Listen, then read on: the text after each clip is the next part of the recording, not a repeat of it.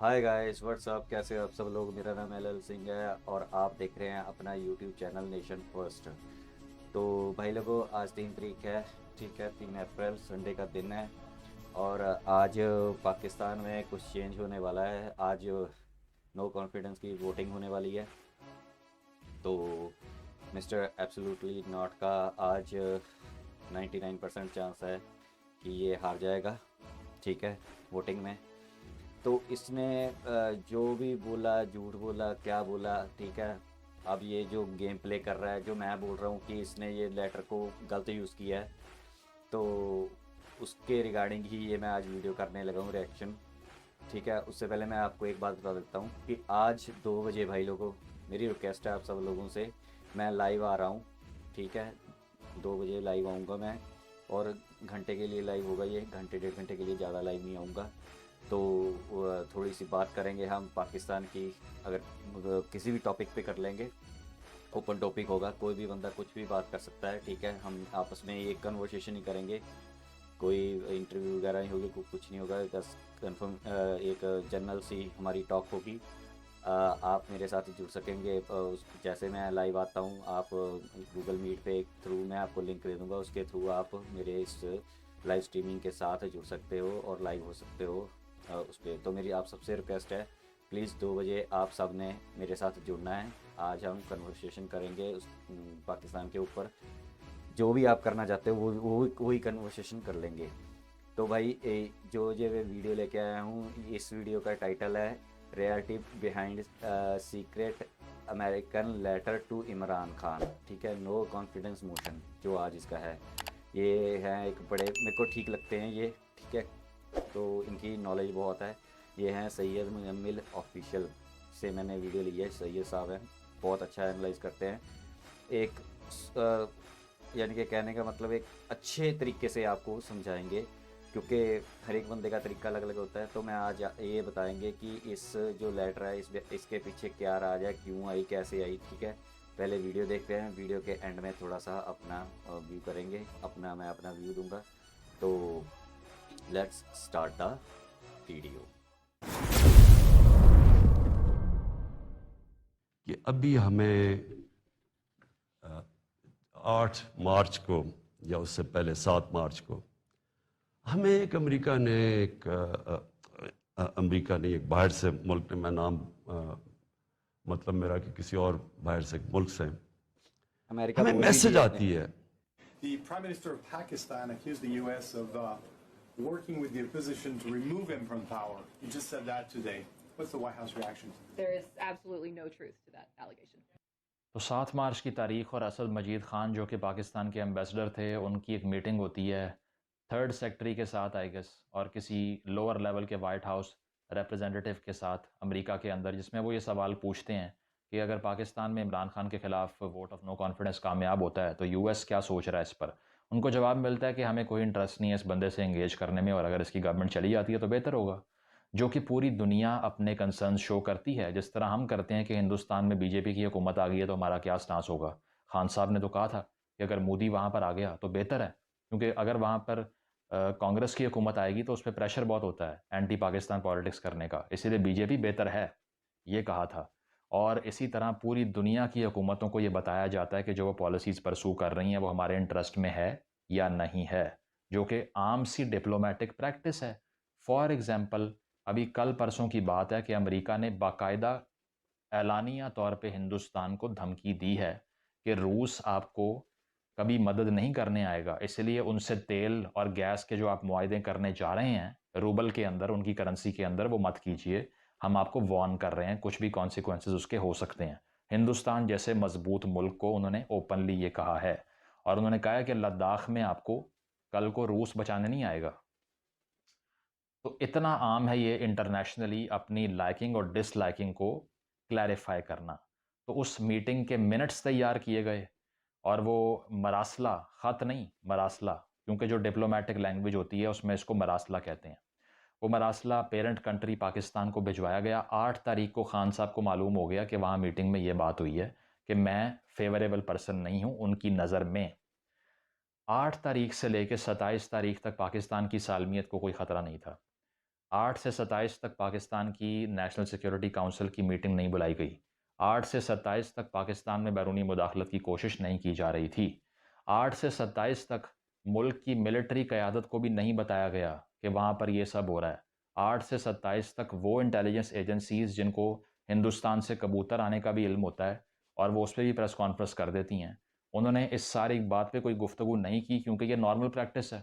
दूसरी चीज़ ये कि 8 तारीख के बाद ओआईसी की कॉन्फ्रेंस होती है इस्लामाबाद के अंदर, जिसमें आप यूएस जो अंडर सेक्रेटरी हैं अज़रा ज़िया साहिबा, उनको आप ओआईसी में दावत देते हैं, बावजूद इसके कि आपको मालूम है कि संगीन धमकी दे दी है उन्होंने और वो पैसे बांट रहे हैं नवाज शरीफ के फ्लैट पे बैठ के, और सारा मुल्क जो है उसको तबाह करने की कोशिश कर रहे हैं क्योंकि इमरान खान साहब जैसी लीडरशिप दोबारा नहीं आ सकती, तो इसीलिए वो आपके तमाम तर जो मुल्की सालमियत हैं उस पर हमला आवर हैं। लेकिन उसके बावजूद आप ओआईसी में बुला रहे हैं उनको, और उसके बाद में आपकी एयर फोर्स की जॉइंट ड्रिल्स हो रही हैं अमेरिकी एयर फोर्स के साथ, अमेरिकन मिलिट्री के साथ, जानते हुए कि वो आपको धमकी दे रहे हैं, तब भी आप कुछ नहीं कह रहे। लेकिन 27 तारीख को मुल्की सालमियत पर हमला हो जाता है अमर बिल मारूफ जलसे के अंदर, ये आप याद रखिएगा। मैंने रेलेवेंस नहीं देखी और मैं चला गया जलसे के अंदर उसका सियासी इस्तेमाल करने के लिए, और मैंने वहाँ जाकर बता दिया कि पूरी दुनिया साजिश कर रही है आपके खान साहब के ख़िलाफ़, क्योंकि मुस्लिम उम्मा का मेरे से बड़ा लीडर कोई है ही नहीं और अमेरिका को मेरे से ख़तरा है। So that is why it is an international conspiracy to dethrone my government. अब सवाल ये है कि आप सब सोच रहे होंगे कि खान साहब ने वोट ऑफ नो कॉन्फिडेंस से एन पहले अपोजिशन से सारी अटेंशन हटाकर ये लेटर वाला मामला, ये ख़त वाला मामला क्यों शुरू कर दिया, जो कि ख़त था भी नहीं और एक आम सी डिप्लोमेटिक कन्वर्सेशन के मिनट्स थे। तो उसका जवाब ये है कि एक लीडर था जुल्फ़िकार अली भुट्टो, और 1970s में पॉलिटिक्स के हालात इंटरनेशनली ये थे कि मैं आपको ज़रा याद करवा देता हूँ कि पाकिस्तान की रेलेवेंस कैसे बरकरार थी, यानी कि पाकिस्तान किस तरह से अहम था आलमी मंजरनामे के ऊपर। पहली चीज़ ये कि पाकिस्तान बना रहा था न्यूक्लियर बॉम्ब, और उसके लिए जुल्फ़िकार अली भुट्टो ने पहला प्रोग्राम शुरू किया था, और उस प्रोग्राम के तहत ही इन्होंने सेंट्रीफ्यूजेस फ्रांस से लेने की डील भी की थी, जिसको ये कह रहे थे कि न्यूक्लियर एनर्जी के लिए है। अमेरिका ने वो डील रुकवा दी। उन्होंने शदीद प्रेशराइज़ किया कि मत कीजिए, ये न्यूक्लियर प्रोग्राम को परसू मत कीजिए, ठीक है। उसके बाद में उन्होंने वियतनाम वॉर के अंदर जो स्टांस था आपका, उसके ख़िलाफ़ बात की कि आप उसमें अमेरिका वाला स्टांस नहीं ले रहे क्योंकि आपने सीटो और सेंटो साइन किया हुआ है। उसके बाद सबसे रेलेवेंस वाला पॉइंट, सबसे अहम नुक्ता ये था कि उस दौर के अंदर सर्द जंग चल रही थी, रूस और अमेरिका की जंग चल रही थी, और उस जंग के दौरान पूरी दुनिया के अंदर अमेरिका ने खुलेआम मार्शल प्लान, जाके गूगल कीजिए, कि पूरी दुनिया में जो जमहूरियत जहाँ पर पिनप रही थी उन ममालिक को पैसा दिया ताकि वहाँ डेमोक्रेसी सस्टेन करें और रशियन कम्युनिज़्म या जो लेफ़्ट की गवर्नमेंट्स हैं वो ओवर पावर ना कर जाएं। इसीलिए यूरोपियन कंट्रीज़ को भी बहुत पैसा बांटा। तो वो कंस्पिरेसी नहीं थी, वो साजिश नहीं थी, इसको आप लॉबिंग कहते हैं और इसको आप इंटरनेशनल पॉलिटिक्स कहते हैं, जिसमें अपने मफादात के लिए आप किसी को सपोर्ट करते हैं और किसी के ख़िलाफ़ हो जाते हैं। तो हर चीज़ के पीछे यहूदी साजिश होना और ज़ैद हामिद लाल टोपी वाला बनना ज़रूरी नहीं है, ये पाकिस्तानियों को समझ नहीं आ सकता। इसीलिए इस ख़त के पीछे भी एक बहुत बड़ी लॉबी कार फरमा है, क्योंकि हम दुनिया का दर्द सर बने हुए हैं, हमारी हाँ और ना में दुनिया के फ़ैसले होने हैं, एज़ पर ज़ैद हामिद। तो ये चीज़ है कि उस दौर में कोल्ड वॉर की वजह से और पाकिस्तान के न्यूक्लियर प्रोग्राम की वजह से रेलेवेंस बरकरार थी, जिसके लिए हेनरी किसिंजर भी यहाँ पर आया और उसने आके भुट्टो साहब को ओपनली कहा कि हार्श कॉन्सिक्वेंसेस के लिए तैयार हो जाओ अगर हमारी बात नहीं सुनते तो। और आप इस सारी स्टोरी का जो बेस्ट रिकॉर्ड है ना, वो एक किताब है मैग्निफिसेंट डिल्यूजन्स हुसैन हक्कानी की, मैं रेकमेंड करूँगा कि आप पढ़ें। उसमें ये तक लिखा हुआ है कि निक्सन ने भुट्टो को कहा था कि he is an absolute son of a bitch, sorry to say that, लेकिन ये रिकॉर्डेड है वाइट हाउस रिकॉर्ड्स के अंदर से हुसैन हक्कानी ने निकाल के छापा है। इस लेवल तक गर्मा गर्मी बढ़ी हुई थी क्योंकि भुट्टो साहब नेशनलाइजेशन भी कर रहे थे, बड़े बड़े इदारों को कौमी धारे में लेकर आ रहे थे, जो कि एक लिहाज से सोशलिस्ट पॉलिसीज़ थी जिनसे अमेरिका नापसंदीदगी का इजहार किया करता था पूरी दुनिया में, क्योंकि वो डेमोक्रेसीज़ को ऊपर चाह रहा था कम्युनिज़म से और सोशलिज़म से। और यही वो जंग थी जो कि 1989 में बर्लिन की दीवार गिरने के बाद अमेरिका जीता था, और इसीलिए जीता कि उसने पूरी दुनिया में इन्वेस्ट किया था अपने आइडियाज़ को सॉलिडिफाई करने के लिए। तो इस रेलेवेंस को खान साहब आज के दौर में इस्तेमाल कर रहे हैं। भुट्टो साहब ने भी गालिबन लाहौर के जलसे में एक लेटर लहराया था और कहा था कि ये ख़त मुझे आया है बाहर से और ये जितने मेरे ख़िलाफ़ इकट्ठे हुए हुए हैं। उस time Pakistan national alliance PNA की तहरीक चल रही थी और 9 सितारे भी कहते हैं उसको। वो सारी पार्टियां इकट्ठी हो गई भुट्टो साहब के ख़िलाफ़ के इलेक्शन में जो जीत इनको मिली है ये धांधली की गई है। तो भुट्टो साहब ने आसान तरीका आजमाया और कहा कि ये सारे के सारे फंडेड हैं, क्योंकि उस दौर में पैम्फलेट्स बांट रहे थे वो पीएनए वाले। भुट्टो साहब ने कहा कि इनको डॉलर बाहर से आ रहा है। तो ए टू जी उस सारी कैंपेन को नेट से डाउनलोड करके ना खान साहब ने, और उन्होंने कहा कि लेट्स प्ले अनदर भुट्टो। और खान साहब ने 27 तारीख के जलसे में भी कहा कि भुट्टो साहब के साथ भी पहले ये हुआ था, मेरे साथ भी हो रहा है, क्योंकि मैंने आज़ाद खारजा पॉलिसी की बुनियाद रखी है। ओ भाई, आपको तो परसों पीटीवी पे खिताब नहीं करने दिया गया। कौन सी आज़ाद पॉलिसी की आप बात कर रहे हैं? कोविड का लॉकडाउन आपसे लगता नहीं है। आपकी जुरिस्डिक्शन इतनी है, आप इतने कमज़ोर प्राइम मिनिस्टर हैं कि आप मलेशिया का दौरा नहीं कर सके, वो कैंसिल करना पड़ा आपको फॉरेन प्रेशर के ऊपर। आज़ाद खारजा पॉलिसी अगर आपको कोई ये बता रहा है ना कि वो इक्तसादी आज़ादी के बगैर आ सकती है, तो झूठ बोल रहा है और बेवकूफ़ बना रहा है आपको। सबसे बड़ी चीज़ है इकोनॉमिक सोवरेनिटी। अगर मेरे पास अपने घर को चलाने के पैसे नहीं हैं, ऐसा हो ही नहीं सकता कि हमसाया मेरे घर में मुदाखलत ना करे अगर मैं उससे लेकर खा रहा हूँ। 6 अरब डॉलर अमेरिकी आईएमएफ से लेने के लिए आपने अपना सेंट्रल बैंक बेच दिया। आपने सेंट्रल बैंक के जो गवर्नर है उसको पाकिस्तानी आइन से मुबर्रा कर दिया। आपने ये भी कह दिया कि भाई जो हमसे लिखवाना है वो लिखवा लो। ऑर्डिनेंस पे ऑर्डिनेंस पास किया, मिनी बजट ले आए, उनकी पसंद का पेट्रोल की कीमत रखी, उनकी पसंद का पेट्रोल की के अलावा बिजली की कीमत रखी। जो उन्होंने कहा उसके सामने आप लेट गए और एंड पे आपने कहा मैंने आज़ाद खारजा पॉलिसी की बुनियाद रख दी है। सऊदी अरब ने कहा कि हमारा 3 अरब डॉलर 72 घंटे में वापस करना है और आपने कहा मेरी खारजा पॉलिसी आज़ाद है। अगर सऊदी अरब आपको आज कह दे कि आप प्रो ईरान नहीं बोल सकते, आप प्रो ईरान स्टेटमेंट नहीं दे सकते, तो आप नहीं दे सकते। अगर अमेरिका आईएमएफ आपको आज कह दे कि आपने ये जो हरकत की है इसकी वजह से आपको अगला प्रोग्राम नहीं मिलेगा, तो जो वो कहेंगे आपको करना पड़ेगा। आपने खेला कि मैंने एब्सोल्युटली नॉट कह दिया है। आपका अपना एडवाइज़र मोहित यूसुफ, नेशनल सिक्योरिटी का एडवाइज़र, वो खुद कह रहा है कि अमेरिका ने कभी हमसे बेस मांगी ही नहीं थी। America has never asked for a military base from Pakistan.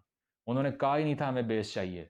आपने बगैर पूछे ही एब्सोल्युटली नॉट चला दिया और पूरी दुनिया में मशहूर हो गया। मतलब किसी ने सोचा भी नहीं कि यार आप जो प्ले करना चाह रहे हैं कितना लॉफेबल क्लेम है कि आपके पास मुल्क को रन करने के लिए पैसे मौजूद नहीं हैं और आप आज़ाद खारजा पॉलिसी की बात कर रहे हैं। ये दोनों चीज़ें इंटरलिंक्ड हैं भाईजान। अगर आपके पास अपने मुल्क को रन करने के पैसे नहीं हैं, अगर आपका सेंट्रल बैंक ऑटोनमस है, वो आईएमएफ को जवाब दे रहा है, 6 अरब डॉलर के लिए आप इदारे बेचना शुरू हो गए हैं, 3 अरब डॉलर आप 72 घंटे की डेडलाइन पे ले रहे हैं सऊदी अरब से, चाइना से पैसे लेके उनकी फॉरेन पॉलिसी के आगे सकम कर रहे हैं। वीगर मुस्लिम पे बात नहीं कर रहे क्योंकि चाइना से पैसे पकड़े हुए हैं, तो वहाँ पर जुल्म नहीं हो रहा, सिर्फ कश्मीर में हो रहा है और कहीं नहीं हो रहा। तो फिर आप कैसे कह सकते हैं खारजा पॉलिसी आज़ाद है? आप भुट्टो से कंपैरिजन कैसे कर रहे हैं? ओआईसी करवाने की वजह से। ओआईसी की उस टाइम की ओआईसी की जो लीडरशिप है उसको कंपेयर करें आज की लीडरशिप से, टूथलेस है, इनके दांत नहीं हैं, ये दुनिया में किसी को काट नहीं सकते। ये सारे के सारे एक तरफ और चंद लाख लोगों का मुल्क इसराइल एक तरफ इन पे हावी हुआ है। 3 जंगें लड़ ली हैं, सारे के सारे हार गए ये लोग, ठीक है? एक वीटो मारते हैं वो सिक्योरिटी काउंसिल के अंदर, आप कुछ नहीं कर सकते। तो आप ये 1.5 अरब की जो आबादी है, इसकी जो टूथलेस कांग्रीगेशन है, इसकी आपस में नहीं बनती। क्या बात आप लोगों को बता रहे हैं कि भुट्टो वाली ओआईसी ने ये किया था कि उसने तेल की सप्लाईज बंद करके अमेरिका को एक लिहाज से लाले पड़वा दिए थे, क्योंकि वो एंटी इसराइल उस टाइम पॉलिटिक्स खेली जा रही थी वहाँ पर 70s की वॉर के बाद, अरब इसराइल वॉर के बाद। और आप उसकी रेलेवेंस इस तरह दिखा रहे हैं कि आप इंटरनेशनल स्टेज पे इतने रेलेवेंट हुए हुए हैं। तो अगर जो मेरे प्यारे पाकिस्तानी ये समझते हैं कि ये पहली बार हो रहा है, तो ज़रा उनको बता दें कि ये हो क्यों रहा है। अब इमरान खान साहब ने ये सारा किया तो क्यों किया? आखिरी सवाल ये कि इसलिए किया कि पाकिस्तान में उन्होंने देखा इतवार को आ रहा है vote of no confidence, opposition उसमें 173 मेंबर अपने पहले ही शो कर चुकी है ईवान में परसों लाकर, तो वो होने जा रहा है कामयाब। अगर नहीं भी होता तो उसके चांसेस मुझे नहीं पता, हो सकते हैं। लेकिन उन्होंने देखा कि डिफीट करीब है, तो कोई ऐसा सेंटिमेंट प्ले करें कि अगले इलेक्शन की कैंपेन भी चल जाए, और बड़ी इफेक्टिवली चल गई। क्योंकि जो उन्होंने कहा है, मैंने देखा है कि पीटीआई का जो वोटर है वो ज़्यादा ऑर्गेनाइज हो गया है। वो दोबारा से वापस आ गया और रैली निकाल दी है पेशावर में भी रिसेंटली, एंटी अमेरिका। तो एंटी अमेरिकन सेंटिमेंट पाकिस्तान की पॉलिटिक्स में पहले दिन से है। उसकी वजह यह है कि हमने एक हाथ से अमेरिका से पैसा पकड़ा है और दूसरे हाथ से वो बांटा है लोकल क्लर्जी के अंदर के बोलो अमेरिका कुत्ता। ठीक है, शुरू से ये चलाते आ रहे हैं हम लोग। मुत्तहिदा मजलिस से अमल बनाई मुशर्रफ साहब ने और उन सबको कहा कि हम जो पैसे ले रहे हैं ना वॉर ऑन टेरर में, आप एक लिहाज से एंटी अमेरिकनिज्म भी चलाते रहें, उधर से पैसे भी पकड़ते रहेंगे। बीबीसी की डॉक्यूमेंट्री है इस पे, पाकिस्तान डबल गेम, आप देख सकते हैं। इसके अलावा ये भी करते रहे हैं कि ज़िया साहब ने 80s के अंदर सारा पैसा अमेरिका से लेकर स्टिंगर मिसाइल यहाँ पर दिए उनको, और जो लोकल मुजाहिदीन थे उसकी मूवमेंट को स्ट्रेंथन किया, बनाया, और बाद में मदारस को ये बताया कि अमेरिका कुत्ता है। ठीक है, तो एंटी अमेरिकनिज्म का सेंटिमेंट बड़ा सॉलिड है पाकिस्तान के अंदर, क्योंकि यहाँ हर जो जुमे के खुतबे के बाद एक आम सी मज़े से जुलूस निकलता है ना, वो ये कहते हैं कि अमेरिका को है ना वो नीस्तो नाबूद कर देंगे, जला देंगे, मार देंगे इनको, ये हमसे लड़ ही नहीं सकते, इनकी औकात ही नहीं है हमसे लड़ने की। वो ये देखते ही नहीं है कि हमारी स्टैंडिंग क्या है इंटरनेशनल स्टेज के ऊपर, वो बिल्कुल मैटर नहीं करता। Truth does not matter. ये पोस्ट ट्रूथ पॉलिटिक्स है, ये पॉपुलिस्ट पॉलिटिक्स है। कोई तहरीक इंसाफ का वर्कर आके मुझे बता दे कि मैं इन दो टर्म्स को समझता हूँ, पोस्ट ट्रूथ पॉलिटिक्स और एक पॉपुलिज्म को, तो मैं मान ही नहीं सकता कि वो इमरान खान को वोट देगा। उसकी वजह यह है कि पॉपुलिस्ट होता ही वो है जो कि पहले से आवाम में जो जज्बात पड़े हों उनमें से एक जज्बे को पकड़े, बार बार रिपीट करे, उसको अपील करे और वो उठ के खड़ा हो जाए, वो नारा मारे कि इमरान खान जिंदाबाद। इसे कहते हैं पॉपुलिज्म, और ये पूरी दुनिया में एक लहर चली है इसकी, जिसमें ट्रंप भी शामिल है और भी बहुत से लोग शामिल थे, और इमरान खान साहब भी उसी कड़ी का एक हिस्सा हैं। तो ये बात है कि इन्होंने ये देखा कि अगले इलेक्शन की कैंपेन भी अच्छी हो जाएगी, तो इसीलिए एंटी अमेरिकनिज्म का सेंटिमेंट चला देते हैं कि हम किसी के आगे झुकेंगे नहीं। और भाई IMF के प्रोग्राम के बगैर आप एक महीना गुजारा नहीं कर सकते। कौन सी आज़ाद फॉरेन पॉलिसी की आप बात कर रहे हैं? किस आज़ाद फॉरेन पॉलिसी की आप बात कर रहे हैं? तो इस सारी सूरत हाल के अंदर अपोजिशन के लिए ये इतनी बड़ी डिफीट है कि मैं समझता हूँ कि खान साहब ने इतना ब्रिलियंटली प्रोपेगेंडा को प्ले किया ना कि ये ब्लूप्रिंट है एक लिहाज से, जो कि गॉबल्स का वे था जर्मनी के अंदर, जो प्रोपेगेंडा मिनिस्टर था हिटलर का। और इसी तरह जितना भी मॉडर्न पॉलिटिकल प्रोपेगेंडा चल रहा है आजकल, उसकी सोल ही ये है कि एक पॉपुलिस्ट सेंटिमेंट को पकड़ो, उसको बेचो, कोई मसाइल बेशक हल ना करो, कोई किसी को कोई फ़र्क ही नहीं पड़ता। पाकिस्तान में मैं आप लोगों को बता देता हूँ कि 300 रुपये का पेट्रोल हो जाएगा ना, 400 रुपये का डॉलर हो जाएगा खान साहब की गवर्नमेंट के अंडर, तब भी PTI के वोटर को कोई फ़र्क नहीं पड़ेगा, कुछ भी नहीं होगा। आपने देखा कि वो कश्मीर के मुजाहिद के तौर पे जाने जाते हैं, उन्हीं के दौर में आर्टिकल 370 होके कश्मीर चला जाता है पाकिस्तान के हाथ से, उन्हीं के दौर में, किसी को फ़र्क नहीं पड़ता। उन्हीं के दौर के अंदर आप ये देखते हैं कि ये डॉलर 185 रुपये पे पहुंचा है, जो 120 से शुरू हुआ। पाकिस्तान की तारीख का 70% कर्जा 3 सालों में एक्वायर करने वाला वाहिद आदमी आपको बता रहा है कि मैं फॉरेन पॉलिसी को आज़ाद कर रहा था इसलिए मुझे निकाल दिया है, और लोग यकीन कर रहे हैं।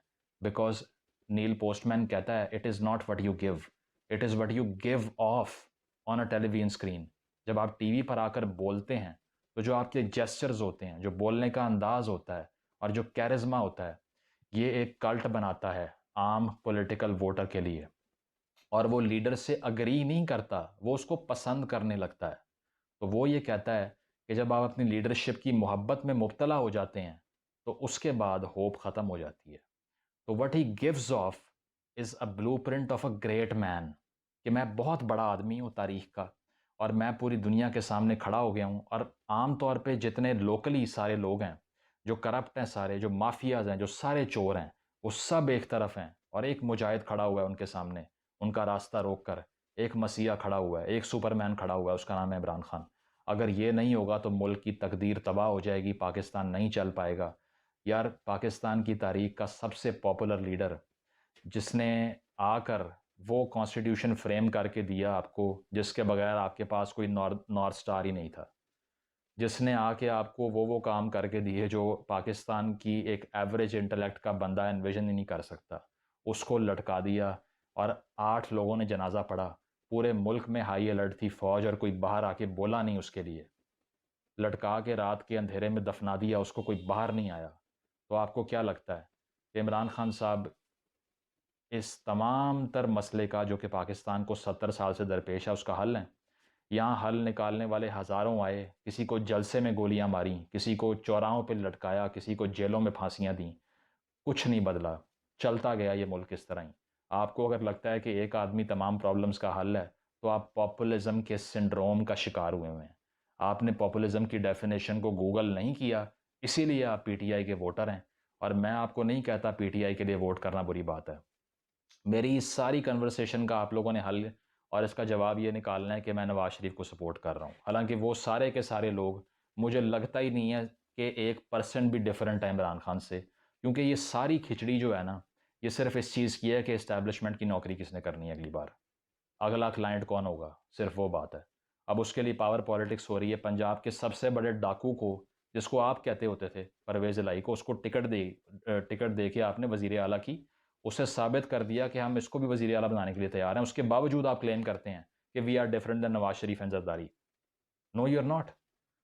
तो ये चीज़ है कि आम पीटीआई वोटर के लिए ट्रूथ डज नॉट मैटर। उसको स्टैट्स नहीं समझ आएंगे, उसको कंपैरिजन नहीं समझ आएगा, चीनी का, आटे का, बिजली का, पेट्रोल का, किसी चीज़ का भी नहीं। रेमिटेंस का नहीं समझ आएगा उसको। उसको ये समझ नहीं आएगा डॉलर कितने का था पहले, अब कितने का हो गया। वो दुनिया की हर तकलीफ लेने को तैयार है, because he wishes to see a charismatic, beautiful, handsome and a fluent speaker named Imran Khan on the seat of the prime minister. That's it. He just likes him or she just likes him. That's it. So when you start liking your leaders, तो वो cult बन जाते हैं। तो इसीलिए मैं समझता हूँ कि खान साहब ने इतना ब्रिलियंटली इस लेटर को अपनी हक में कन्वर्ट किया है कि इन्होंने थ्रेट को टर्न कर दिया है गोल्ड में। इन्होंने सोना बना दिया है इसको। और जितना मर्जी काम कर ले नवाज शरीफ, जितना मर्जी चीख ले शायद का गाना बासी, जितनी मर्जी लेजिस्लेशंस कर लें पीपल्स पार्टी वाले, सब मिलके इमरान खान के इस प्रोपेगेंडा के आगे बेकार हैं। क्योंकि मैं पॉलिटिकल साइंस की थ्योरी को समझता हूँ और मैं समझता हूँ कि जिस तरह से खान साहब एक अल्टरनेटिव रियलिटी क्रिएट करते हैं कि ये सच है, ये झूठ है, ये बातिल है, ये हक है, ये बुराई है, ये सच्चाई है, इतनी सिंपलिस्टिक तरीके से वो स्टेट को रन करने का आपको फॉर्मूला देते हैं। जिस तरह से मैं बताता हूँ कि वो ग्रीक फिलोसोफर था जिसने कहा था कि जो स्वीट शॉप ऑनर है वो कहता है कि मैं तुम्हारे बच्चों को मीठी गोलियां खिलाऊंगा, मुझे इलेक्ट कर लो। डॉक्टर हार जाता है। तो ये वो स्वीट शॉप ऑनर हैं जो कि आसान तरीक़ों से आपको बताते हैं कि करप्शन ख़त्म हो जाएगी, हम ऊपर चले जाएंगे, अमीर हो जाएंगे। नया रेवेन्यू कहाँ से आएगा वो नहीं पता। 10 रुपये जो 100 में से चोरी हो रहे हैं वो बचा लो, अमीर हो जाओगे। तो इसीलिए मैं समझता हूँ कि खान साहब का वोटर मज़ीद ऑर्गेनाइज होगा, आगे जाके मज़ीद ज़्यादा वोट लेगा और ये मुल्क इसी भूल भुलैया में चलता रहेगा जब तक आप इस्टेब्लिशमेंट की नौकरी करने के लिए इन पार्टीज़ को वोट देते रहेंगे। Thank you. तो भाई लोग यहाँ तक की वीडियो आपने देख ली। देखिए, ये होता है पढ़ा लिखा समझदार जो समझे चीज़ों को कि बिहाइंड द सीन क्या चल रहा है। तो ये जो कल्ट है ये बहुत बुरी चीज़ होती है भाई। किसी चीज़ की ये ऑब्सेशन हो जाना होता है, ठीक है। जैसे पाकिस्तानियों को ना कश्मीर का ऑब्सेशन है, ऐसे ही पाकिस्तानियों को इमरान का ऑब्सेशन हुआ है। जो भाई बस यही है बंदा दुनिया में, यही खुदा है, ठीक है, यही पाकिस्तान को ठीक करेगा, जबकि बिहाइंड द सीन कुछ और चल रहा होता है। इसलिए मैं बोलता हूँ कि ये जाहिल मदशाप हैं, ये डीप पॉलिटिक्स को नहीं समझते जो पाकिस्तानी है ना। आज मैं गलत लैंग्वेज नहीं बोलूँगा, कोई पोर की पक्की नहीं बोलना, सिंपल भाषा में समझा देता हूँ कि ये जो इमरान खान कर रहा है ना, ये इतनी डेंजरस पॉलिटिक्स होती है कि बंदे का ब्रेन वॉश कर देता है ये, ठीक है। इसने अब ऐसा एक प्लेटफॉर्म बना दिया है लोगों के लिए। मैं देख रहा था, इसके जलसे देख रहा था, इनके ऑडियंस पाकिस्तानी के कई जो इंटरव्यूज़ वगैरह हैं, जो लोकल बंदे हैं, जो कई तो यूट्यूबर्स भी चेंज होना शुरू हो गए, नहीं जी अब तो साजिश होगी या ये होगी, लेकिन उनको ये नहीं पता कि ये हुआ क्या है। लेटर दिखाई, ठीक है, सबसे पहले तो गलती है कि जो लेटर दिखाई, चाहे आई चाहे नहीं आई, वो जलसे में जहाँ लोगों के ऊपर ली घुमा के दिखाने का मतलब नहीं बनता। फिर जब लेटर के बारे में पूछा, कोई दिखाना नहीं है। फिर जब ज़्यादा हो गया तो इमरान खान ने 2-4 चीज़ें बोल दी बीच में बस, लेकिन ये नहीं बताया कि ये लेटर किस जगह पे, कहाँ पे, कैसे लिखा गया, ठीक है। क्योंकि ये भी अगर बता भी दे तो जो पाकिस्तान के लोग हैं ना, उनका इतना दिमाग नहीं है कि वो समझ पाए इस चीज़ को, ठीक है। इमरान खान ने एक बना दिया, इमरान खान के सिर्फ गलत, ये तो ऑपोजिशन है, डेमोक्रेसी है, इसलिए ये जा रहा है, ठीक है। लेकिन इसकी फैन फॉलोइंग जो ये प्ले कर रहा है ना, इससे बढ़ रही है, इससे बढ़ गई है, क्योंकि लोगों को समझ नहीं आता। लोगों को ये लगता है कि पिछले वाले सारे चोर थे, पिछले वाले सारा उन्होंने लूट के खा लिया, ये नहीं, इसने नहीं है। अब ये उतरेगा ना, अगर इस पे भी अब करप्शन के लगेंगे तो लोग, मेरे को ये नहीं समझ आती कि डिफेंड कैसे कर लेते हैं किसी चीज़ को बिना सोचे समझे, बिना पढ़े लिखे, ठीक है। बस जो बोल दिया वो सच है इनके लिए, ठीक है। तो भाई ये है, ये भुट्टो वाली पॉलिसी प्ले कर रहा है, ठीक है। तो इस ये तभी बोल रहा है कि भुट्टो को भी असैसिनेशन कर दी थी उसकी भी, तो इसको भी लग रहा है कि मेरी ना हो जाए, ठीक है। अब ये माइंड गेम खेल रहा है लोगों के साथ और अपने आप को ये शो कर रहा है कि मेरे को भी वही खतरा है। इसने सेम पॉलिसी यूज़ की है भुट्टो वाली, ठीक है। इसने सोचा कि शायद मेरा कुछ बन जाए, वो तो उसको तो लटका दिया था, मेरे को शायद ना लटकाए तो इसकी जो पॉपुलैरिटी है वो बढ़ जाएगी, और बढ़ी भी है, इसमें कोई झूठ नहीं है, ठीक है।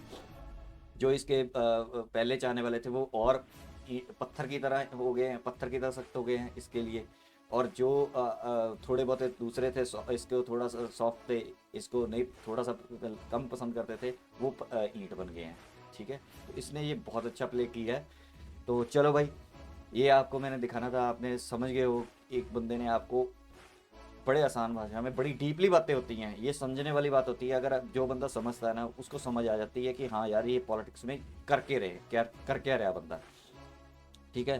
तो लास्ट में यही बोलना चाहूँगा भाई, मैं 2 बजे लाइव आ रहा हूँ, ठीक है, आज, ठीक है। तो प्लीज़ आप सारे मेरे साथ जुड़ना, आप मेरे साथ गूगल मीट के थ्रू भी जुड़ सकते हैं, आपको लिंक मिल जाएगा, तो वो लिंक पे क्लिक करना, तो आप लाइव स्ट्रीम पे भी हो जाओगे, नहीं तो आप तो चैट बॉक्स में रहोगे, वहाँ पे लिख सकते हो कुछ भी अपना।